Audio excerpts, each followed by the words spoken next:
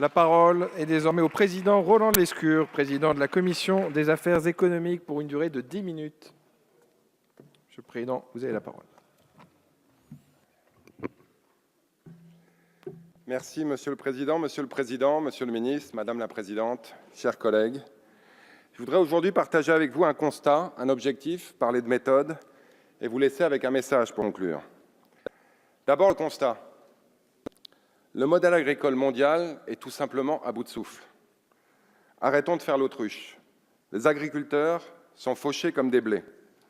Les transformateurs défendent leur steak et noient le poisson. La grande distribution se taille la part du lion. Les consommateurs sont le dindon de la farce. Ils mangent leur pain noir et non plus un radis. Et pendant que les gouvernements tentent de ménager la chèvre et le chou, la planète, elle avale des couleuvres. Résultat, c'est la fin des haricots. Le modèle à la française est dépassé. Il faut prendre le taureau par les cornes et changer de modèle. Passer d'un modèle perdant-perdant à un modèle gagnant-gagnant. Le modèle français, mesdames et messieurs, c'est le modèle qui a permis de reconstruire l'agriculture française après la Seconde Guerre mondiale, qui a permis de nourrir les Français et qui a permis d'assurer un revenu décent aux agriculteurs françaises et français. Et vous avez raison, Monsieur Benoît, c'était aussi un des plus grands postes à l'exportation, avec en 2000 un solde extérieur positif de plus de 12 milliards d'euros. Tout ça, malheureusement, c'est terminé. On l'a dit, le revenu des agriculteurs français aujourd'hui à 350 €, il est tout simplement indécent. La nourriture que les Français ont dans leur assiette, elle ne leur plaît plus, elle ne leur suffit plus. Et le solde extérieur toujours positif de l'agriculture, qui est un des 3 premiers, est passé de 12 milliards à 8. Ça, c'est pour le constat. L'objectif, il est tout simple, mais ambitieux, c'est d'inventer le modèle français de l'agriculture au XXIe siècle. On parle beaucoup ces temps-ci de responsabilité sociale et environnementale. J'espère qu'on aura l'occasion d'en parler dans cet hémicycle à l'occasion de la discussion de la loi Pacte. Quel est le secteur qui, plus que tout autre, a en son sein la responsabilité sociale et environnementale? Il faut l'inventer dans ce secteur, il faut l'incarner dans ce secteur, il faut la mettre en œuvre dans ce secteur. Qu'est-ce que c'est que la responsabilité sociale et environnementale des producteurs? C'est d'assurer une convergence, une montée en gamme de leur agriculture vers un modèle plus simple, plus durable et plus biologique. Qu'est-ce que c'est que la responsabilité sociale et environnementale des transformateurs? C'est d'assurer que dans les négociations avec les producteurs, ils puissent se mettre dans un cadre pluriannuel qui permettra aux producteurs de planifier à long terme. Qu'est-ce que c'est que la RSE des distributeurs? C'est d'arrêter de penser que la baisse des prix est une fin en soi et la réponse à tout, et de s'assurer aussi que si la montée en gamme se fait, les marges qu'elles généreront ne seront pas que pour eux et devront être partagées par tous. Enfin, qu'est-ce que c'est que la RSE des consommateurs? C'est qu'ils deviennent véritablement des consommateurs. Oui, qu'ils mettent plus de pression pour que ce qui est dans leur assiette soit meilleur, mais qu'ils soient aussi prêts à en payer le prix. Et enfin, qu'est-ce que c'est que la responsabilité sociale et environnementale du gouvernement? C'est de fixer les règles, c'est de les mettre en œuvre, c'est de les renforcer, c'est de s'assurer que les contrôles sont à la hauteur, mais aussi de redonner à la marque France à l'exportation tout le mérite qu'elle a un peu perdu. L'Italie et l'Espagne ont une démarche absolument fantastique de remise au cœur de leur marque dans le monde entier. C'est dans le monde entier que nous devons convaincre, c'est dans le monde entier que nous devons conquérir, et Monsieur le Ministre, le gouvernement a son rôle à jouer. La méthode maintenant. Il y a un an, quand vous avez pris vos fonctions, les acteurs étaient à couteau tiré. Ils ne se parlaient plus. Au mieux, ils ruminaient dans leur coin. Et au moins une fois par an, pour les négociations commerciales, ils se prenaient le bec et se volaient dans les plumes. Au lieu de mettre la charrue avant les bœufs, Monsieur le Ministre, et de faire une loi dès l'été dernier, vous avez lancé le processus des États généraux de l'alimentation qui se sont étalés de l'été jusqu'à décembre dernier, et je vous en remercie. Évidemment, la Commission des affaires économiques a souhaité être au cœur de ce processus. Nous nous en sommes saisis avec les députés de tous les bancs, et je tiens à les remercier pour les efforts qu'ils ont faits et à le reconnaître devant vous, pour accompagner ce processus unique. Même le groupe GDR, que vous appelez gentiment et avec affection les cocos, Monsieur Jumel, j'y reviendrai. Des temps forts importants, nous avons auditionné les 22 acteurs les plus importants de la production à la distribution à l'occasion de l'étape 1 des OGA, la partie économique. Nous avons auditionné plus de 15 acteurs sur la partie 2, l'amélioration de l'alimentation. Ça, c'était au mois de novembre. Et nous avons terminé au mois de janvier en auditionnant tous les présidents de chaque atelier des EGA. Nous vous avons auditionné, Monsieur le Ministre, 3 fois. Le commissaire européen à l'agriculture est venu nous voir également.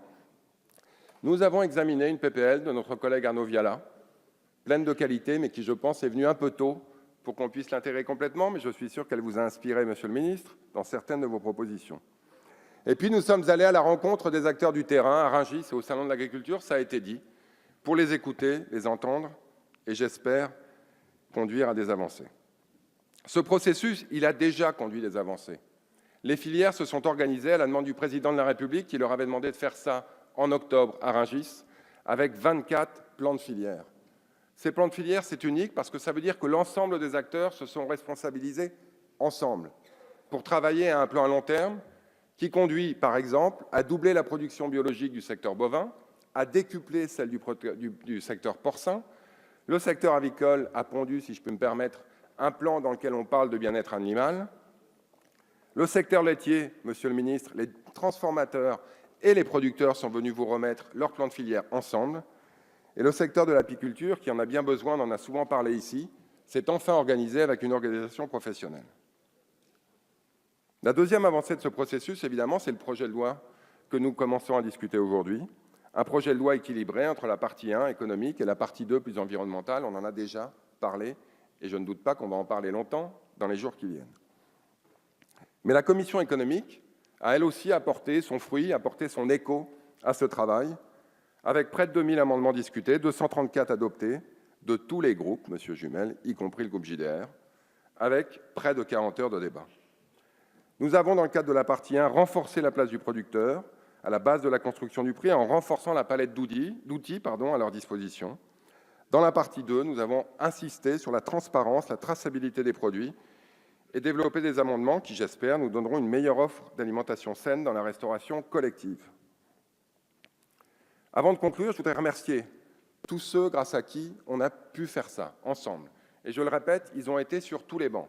Un certain nombre d'entre vous, et je les vois ici, ils sont là, ont été présents jour et nuit depuis le mois de septembre dernier pour nous aider à faire ce travail.